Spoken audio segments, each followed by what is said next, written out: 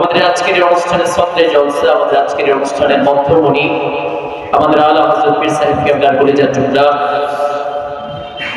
ঐতিহ্যবাহী সোনাকান্দা দারুল হুদা দরবার শরীফ কর্তৃক প্রতিষ্ঠিত আত্মশুদ্ধিমূলক রাজনৈতিক সংগঠন বাংলাদেশ তালিমি হিজবুল্লাহর সম্মানিত ভারপ্রাপ্ত মহাসচিব হযরত মাওলানা সফিউল্লাহ মাহমুদী সাহেব বারাকাল্লাহু ফি হায়াতিহি ওয়া ইলমিহি বলি আল্লাহুম্মা আমিন। আমাদের আজকের অনুষ্ঠানকে খুবই প্রাণবন্ত করেছেন।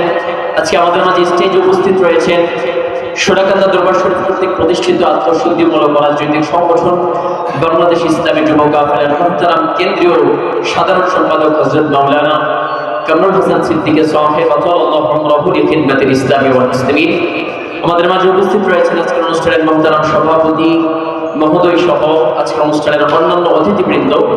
আমার সামনে উপবিষ্ট বাংলাদেশ ইসলামী যুব ছাত্র এবং বাংলাদেশ তালিমি হিজবুল্লাহর সম্মানিত তালিমি হিজবুল্লাহর কেন্দ্রীয় জেলা এবং উপজেলা নেতৃবৃন্দ, আপনাদের সকলকে অন্তরের অন্তঃস্থল থেকে আন্তরিক মোবারকবাদ জ্ঞাপন করছি যে আপনারা খুব কষ্ট করে এই ঈদ পরবর্তী সময়ে আপনাদের ব্যস্ততাকে উপেক্ষা করে আপনারা আজকে আমাদের অনুষ্ঠানে সময় দিয়েছেন, আমাদের অনুষ্ঠানকে ধন্য করেছেন। আপনাদেরকে বাংলাদেশ ইসলামী ছাত্র কাফেলার কেন্দ্রীয় পরিষদের পক্ষ থেকে মোবারকবাদ জ্ঞাপন করছি।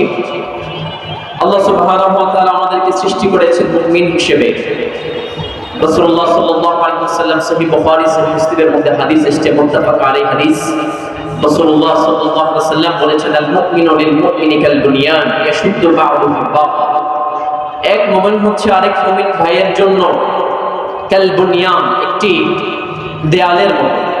ইয়াশুদ্দু বা'দুহু বা'দ, যার একটি অংশ অপর অংশকে শক্তিশালী করে। আমরা মুমিন, আমরা সবাই সক্ষমতার দিক থেকে একরকম নয়, কেউ দুর্বল কেউ সবল।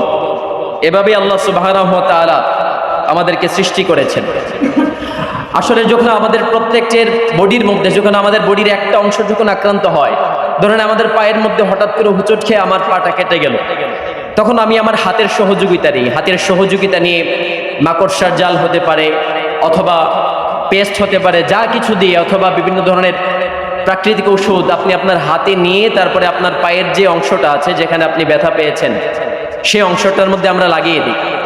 তার মানে আমাদের একটা বডি, একটা দেহে একটা অংশ যখন আমাদের রোগাক্রান্ত হয়, আমাদের বডির অপর একটা অংশ সহযোগিতা করে সেই অংশটাকে ভালো করবার জন্য। আমাদের এই সংগঠন ঠিক এই জন্যই আলা হযরত পীর সাহেব কেবলা আমাদেরকে দিয়েছেন।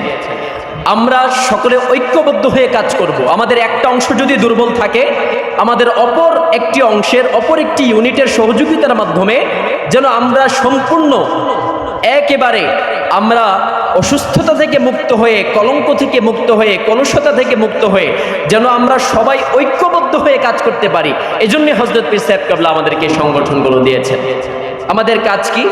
আমাদের কাজগুলো হলো আমাদেরকে ঐক্যবদ্ধভাবে আমাদের কার্যক্রমগুলো পরিচালনা করতে হবে। আজকে বাংলাদেশ ইসলামী ছাত্র কাফেলার কোনো একজন কর্মী কোনো জায়গায় গিয়ে আটকে গেল, আমাদের কাজ কি?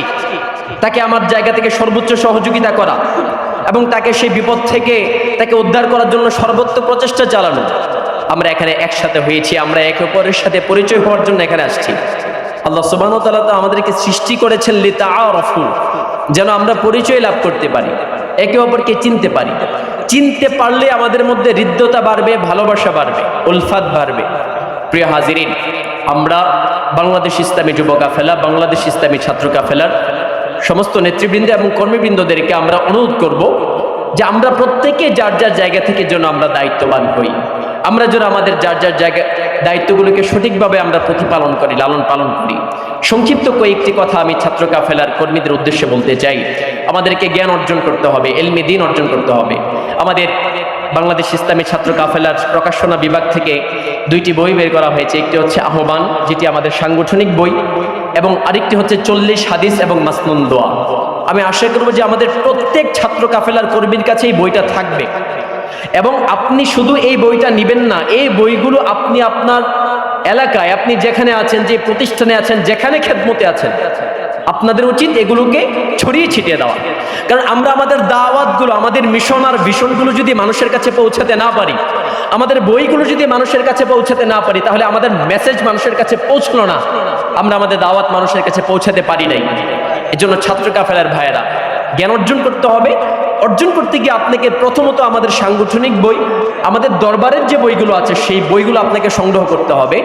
যাদের কাছে নাই, আপনারা দরবারে গেলেই নিজ দায়িত্বে বইগুলো নিয়ে আসবেন, এসে পড়াশোনা করবেন। আর আমি বিশেষ করে প্রত্যেক উপজেলার সভাপতি মহোদয়কে বলবো যে আপনারা আপনাদের জায়গা থেকে, দরবার থেকে বইগুলোকে সংগ্রহ করবেন এবং আপনি আপনার দায়িত্বে আপনার উপজেলার যত নেতৃবৃন্দ কর্মীবৃন্দ আছে সবার কাছে এই বইগুলো আপনি পৌঁছে দিবেন।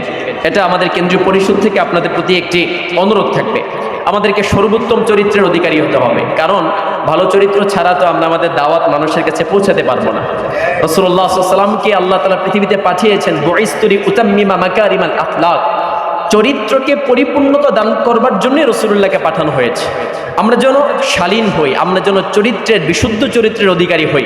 কারোর সাথে যেন কর্কশ ভাষায় আমি আমার দাওয়াতের মিশন যেন না পৌঁছাই, তাহলেই খুব সহজে মানুষের কাছে আমাদের দাওয়াতগুলো পৌঁছাতে পারবো। আমাদেরকে সবসময় হাসি খুশি থাকতে হবে। ভাই, আমরা যদি সবসময় মনমরা হয়ে থাকি, মানুষের কাছে কি দাওয়াত পৌঁছাতে পারবো? হাসি খুশি থাকতে হবে, যেন আমার হাসিটা দেখেই, আমার কথা বলার আগেই যেন আমার হাসি দেখেই যেন অর্ধেক 50% মোটামুটি যেন ক্যাপচার হয়ে যায়। হাসি দিয়ে মানুষের সাথে কথা বলতে হবে। বিশেষ করে ছাত্র কাফেলার ভাইরা, আমাদেরকে অবস্থা বুঝে ব্যবস্থা নেওয়া লাগবে।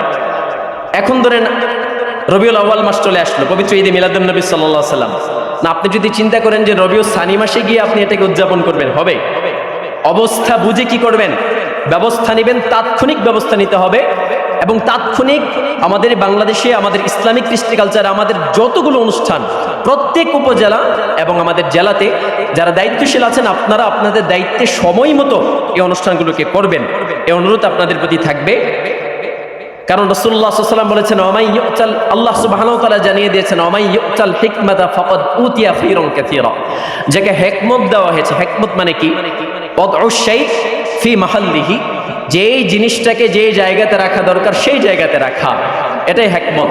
তাহলে আল্লাহ আপনাকে সবচেয়ে বেশি কল্যাণ আপনাকে দান করেছেন, যাকে আল্লাহ তাআলা হিকমত দান করেছেন। প্রিয় হাজিরিন, আল কাইয়িসু মান দানা নাফসাহু ওয়া আমিলা লিমা বাদাল মাউত, সবচেয়ে বুদ্ধিমান সে যে তার নিজের নফসকে হেফাজত করে এবং তার পরবর্তী জীবন, আখিরাতের জীবনের সময়ের জন্য সে আমলকে গুছায়, তার জিন্দেগিকে গঠন করে। আমরা আমাদের নিজেদের জীবন গঠন করব, আমরা আমাদের অন্যান্য ছাত্র ভাই যারা আছে তাদের জীবনকে গঠন করবার জন্য আমরা আমাদের জায়গা থেকে সর্বোচ্চ প্রচেষ্টা চালিয়ে যাব। আমাদেরকে বিনয়ী হতে হবে। ওয়া ইবাদুর রহমানিল্লাযীনা ইয়ামশুনা আলাল আরদি হাওনা, রহমানের বান্দারা বিনয়ী হতে হবে। বিনয়ের সাথে আমাদের দাওয়াতি মিশন আমরা চালাবো।